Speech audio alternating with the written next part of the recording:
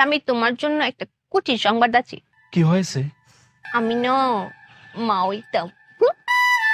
কি কয়েছ? আমি হ্যাঁ? মা হইতাম। ওরে বেঈমান রে, ওরে বেঈমান।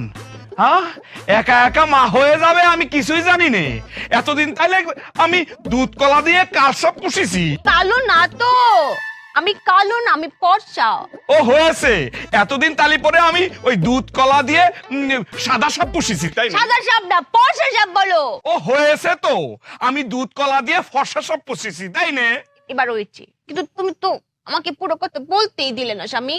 এই তাড়াতাড়ি ক দেখিনি, আমার ভাল লাগতেছে না। কইতাম ক।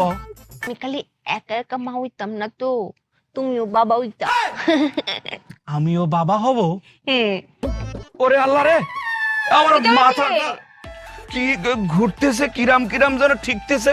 ওই মাটি কাটার সময় দুইবার মাথাটা এরকম করে চক্কর দিয়েছে, বুঝতে পেরেছো? এখানে বসো বসো বসো বসো বসো।